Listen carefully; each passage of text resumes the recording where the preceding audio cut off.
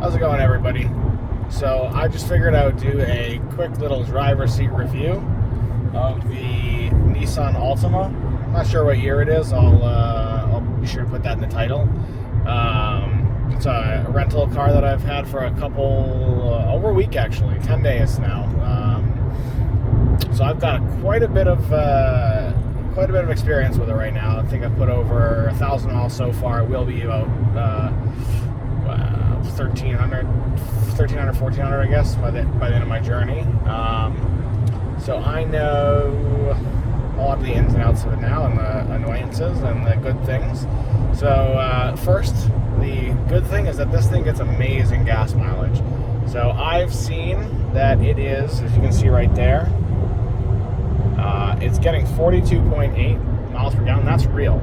So I reset that at the beginning of this journey, so about 300 miles ago, and it got it on the outbound part of this trip as well. So I trust that fully.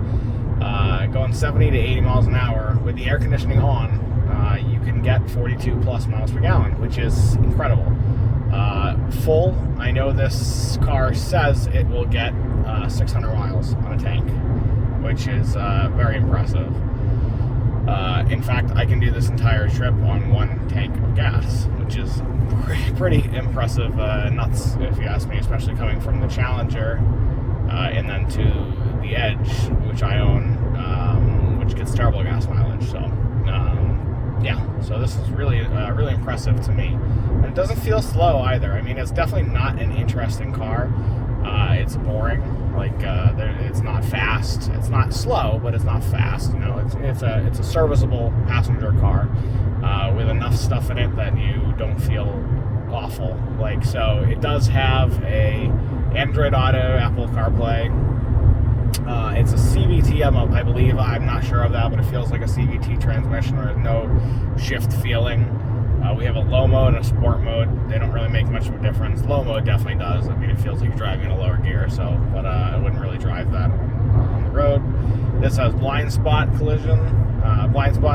warnings on the side, and then collision avoidance, or at least warning. So it might brake for me, but it definitely notifies me when it thinks I'm going to hit a car, which is more frequent than I'd like. I don't know if it's because it's a rental car, so maybe it's a little bit less than perfect, but it does beep a little earlier than I'd like. Even if you're on the brakes already, you're going a couple miles an hour, I've found that it will beep if you get closer to the car, if stopped in front of you. But I guess better that than not telling anybody at all. But yeah, so it does have those features. The driving feel, it's actually pretty tight, which was surprising to me. The steering wheel feels pretty heavy, which is great when you're driving around town. I don't quite enjoy it as much on the long roads because it requires, a little bit of steering input to actually make the turns. So whatever, but for a passenger car, it could be lighter, at least on the highway. But driving around town, it feels very good.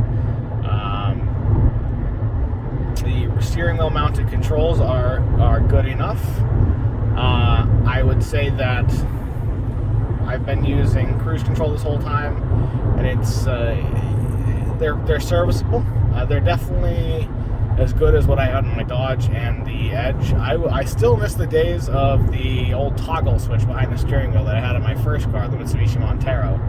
And I think the old Camry might have had that way back as well. So I miss that. But these are good anyways. Like I said, they're very accessible. They're clearly marked. The audio changing is very good on the steering wheel as well, like the forward, backward volume. The blinker is light enough that you can do the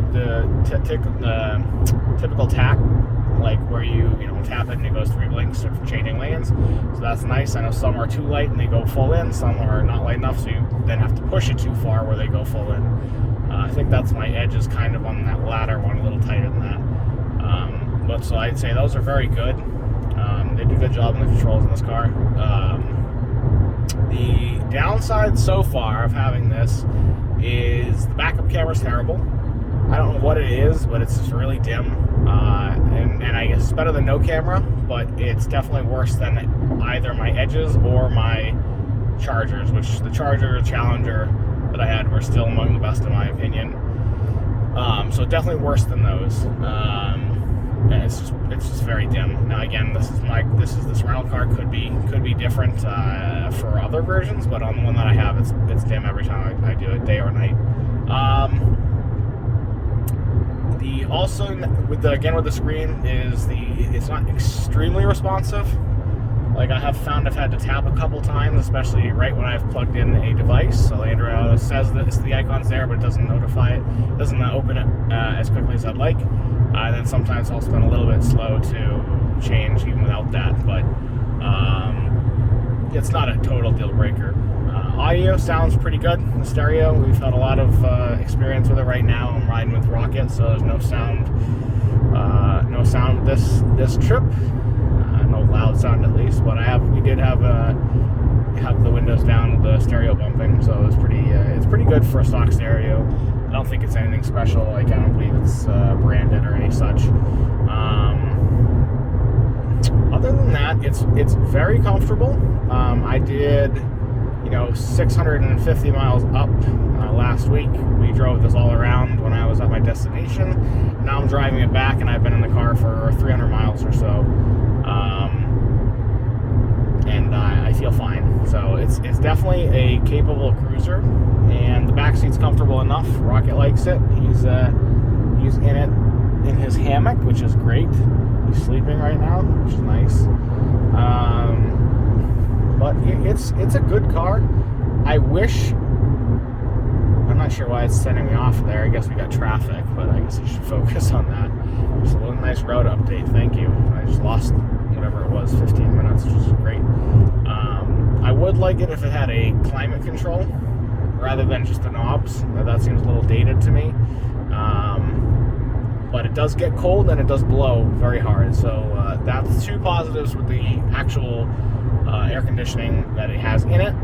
But I wish it was automated climate control where you set the temperature and it keeps it at that temperature. It has a USB, maybe C, I can't remember. It has two USB ports and an aux. So I think one of them is a USB-C, but I could be wrong. And then also has a 12 volt up at the front, which is nice to have. It is telescoping and tilting steering wheel. It's not powered. This version I have, these are cloth seats. Driver's seat is powered. Passenger seat is manual. Cup holders in the back. I don't believe this has heated seats. I could be wrong, but I don't believe so. It does have remote start. The remote start is very annoying.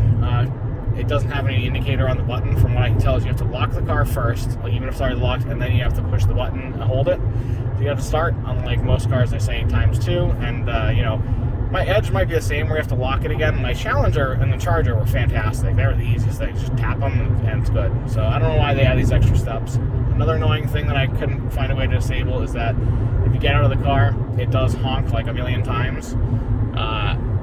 In my experience, it's done it when the car's been on, the car's been off, the key's been in it, the key's been out of it. So I don't really know what it's telling me, what it's talking about. It also has a beeper when you turn the car off that sounds like it's straight out of the 90s.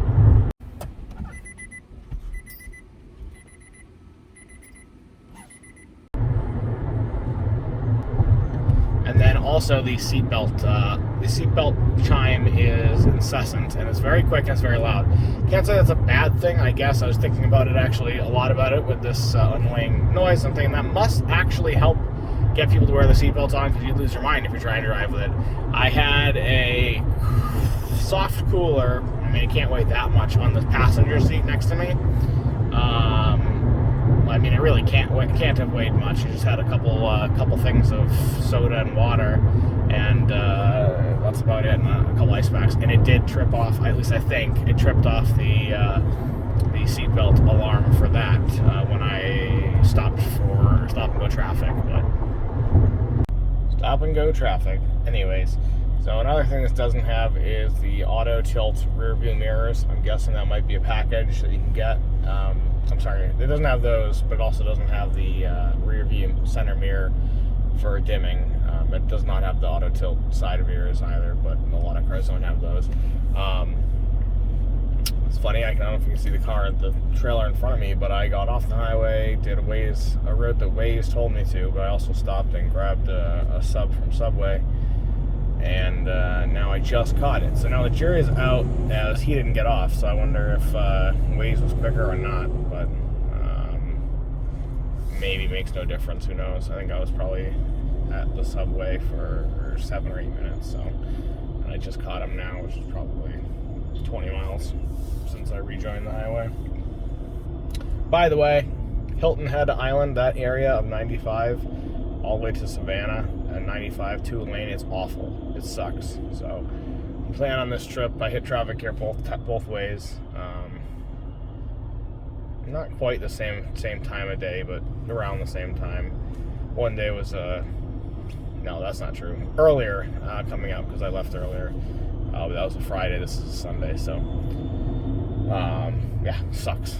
Just say no. But anyways, the final thing that I've noticed from having this car from 10 days is the locks are really stupid. So like getting in and out. So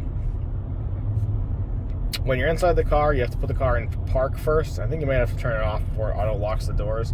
And the handles don't open it, so you can't just pull the handle and get it to open like every other car I've ever been in. At least that I remember.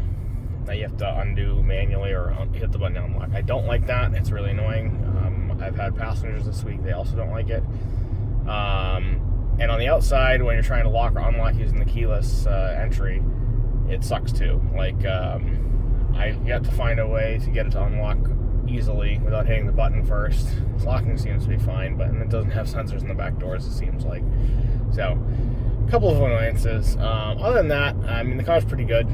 Like I said, it gets great gas mileage. Even with this stop and go traffic, I'm still at 42.2 miles per gallon according to this. With the air conditioning on, it's 93 degrees right now.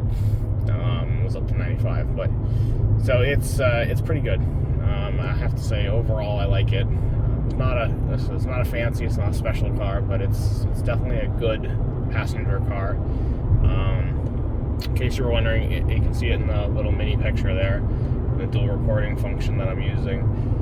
Those back seats do not have headrests. They're built into the seat, which is typical of cheaper cars. My Charger and Challenger both had the same setup, which was annoying. I think it's a cost-saving measure.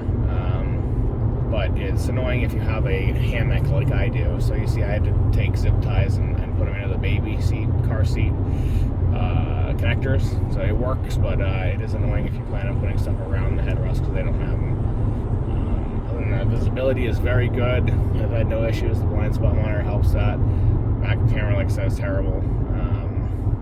Headlights are fine so far. I've driven it a lot at night, so I've had no issues with that. But anyways, yeah, it's a pretty good passenger car if you're looking for no frills. No idea what these things cost. This is the SV, so I think that there's definitely better ones. Obviously, this doesn't have leather; it has cloth. But if this is typical price to a American car, I would probably consider it. If it's the same price as a Honda or a Toyota, I might just go for those based on reliability. You know, even if this isn't unreliable, it's like we know that those are historically more reliable. So, but if it is cheaper, I might choose this over, say, a Kia or maybe a Hyundai, or say a Ford if they made cars anymore, or a GM for sure. And I don't think Dodge makes any cars. I don't think Dodge or Chrysler make any cars that aren't the Charger or the Challenger anymore, so kind of irrelevant because it's not in full size, and those are definitely geared towards fun, and this is not. But good family hauler for two parents and a kid or a dog if you don't have an SUV.